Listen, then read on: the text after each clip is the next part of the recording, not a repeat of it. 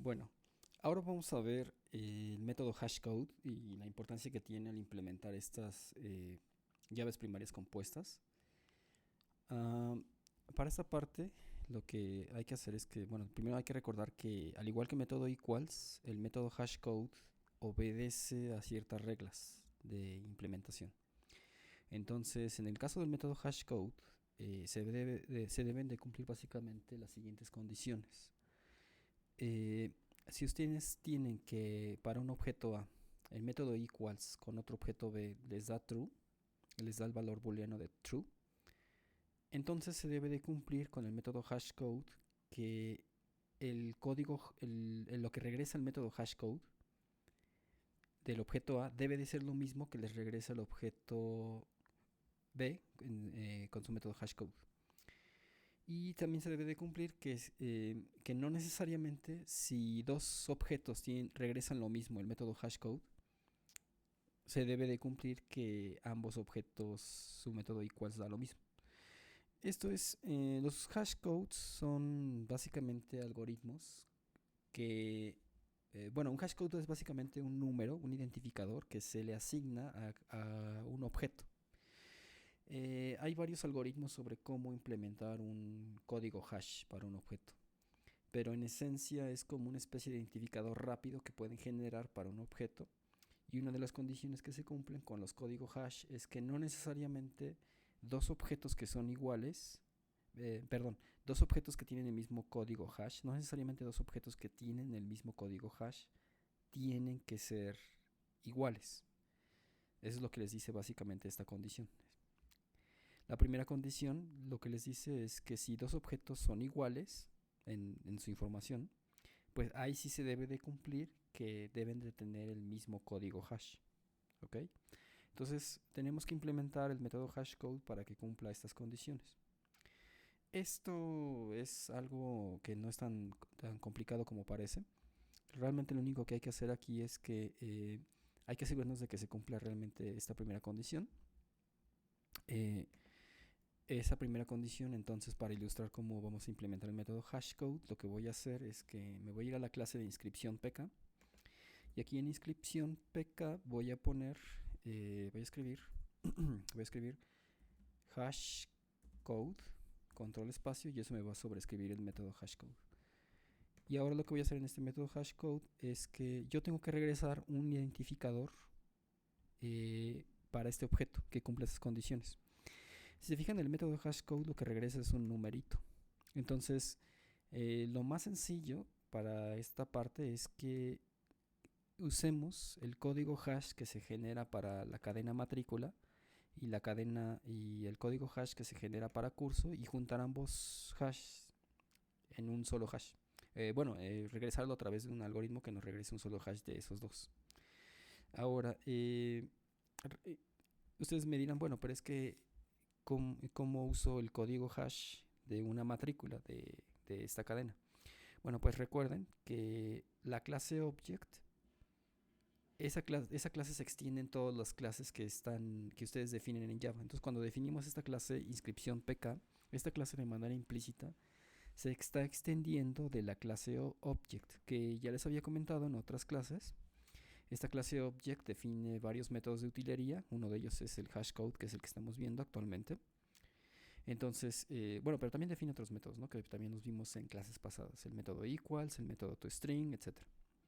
Entonces, como yo sé que todas las clases heredan esos métodos hashcode, en particular las cadenas, que son, pues que también son objetos que están heredando estos métodos, también tienen un método hashcode. Entonces, de hecho, ustedes podrían hacer algo como esto. Ustedes podrían poner this. Dejen, pongo esto un poco más abajo. ¿Sí? Ustedes podrían poner, por ejemplo, this.matrícula.hashcode.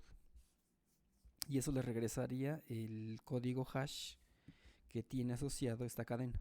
¿Ok? Entonces lo que tenemos que hacer es que de alguna manera tenemos que juntar este código hash de la matrícula y también tenemos que juntar este código hash que me regresa el curso.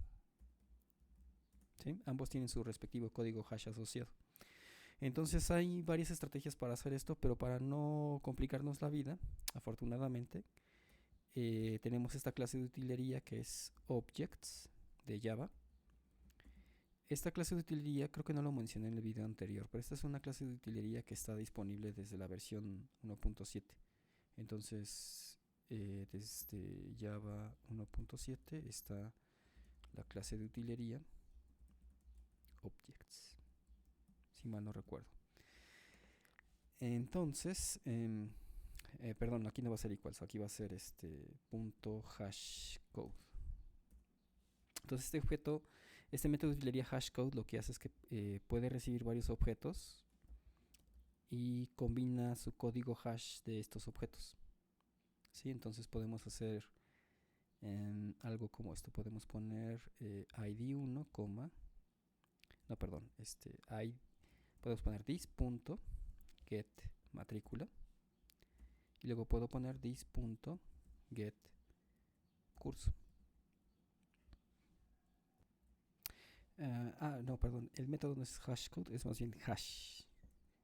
Así, hash. Entonces este es un método que puede recibir varios objetos. En este caso nada más le estoy pasando 2 objetos. Y lo que hace este método es que por cada objeto, bueno, a todos los objetos los mete dentro de un arreglo.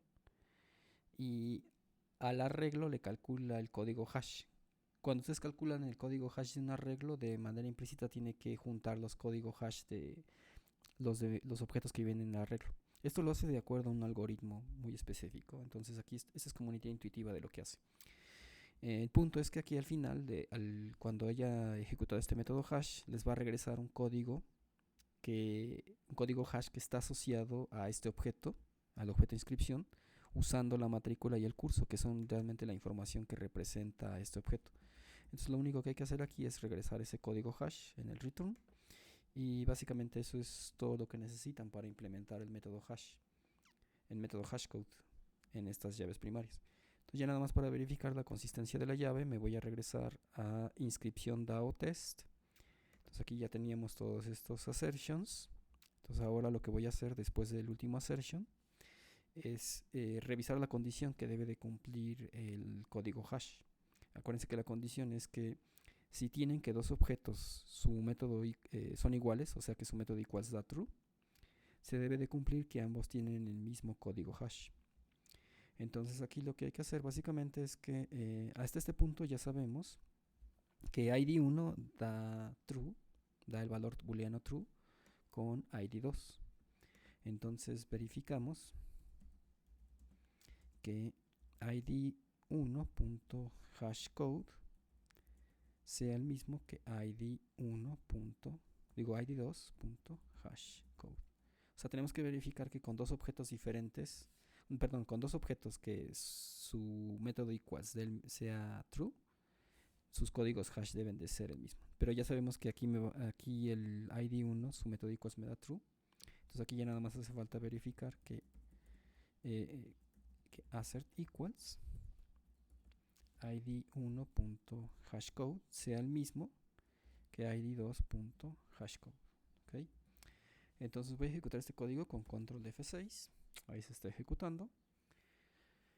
Y bueno, ahí va el código. Y me dice que no hubo errores. Entonces ya está bien definido la condición del hashcode.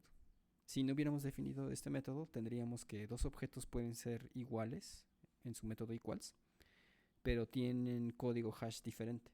Eso es algo que no queremos. Queremos que se cumpla esta primera condición. Esta segunda condición ya viene de manera implícita con todo lo que hicimos.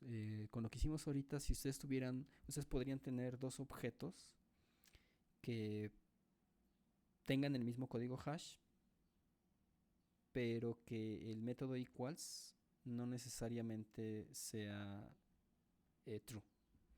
Entonces, básicamente aquí lo que hay que verificar es que se cumpla esta primera condición. Entonces ya con eso está bien implementado el método hashcode. Y bueno, todo esto que hice ahorita lo voy a subir al repositorio. Lo voy a subir con el siguiente commit, siguiente mensaje. Vamos a ponerle que es clase 3 de abril 2020. Este ejemplo método hashcode. Así van a poder encontrar estos cambios que acabo de hacer en el repositorio. Bueno, entonces en el siguiente video vamos a hacer un pequeño ejercicio para repasar esta parte.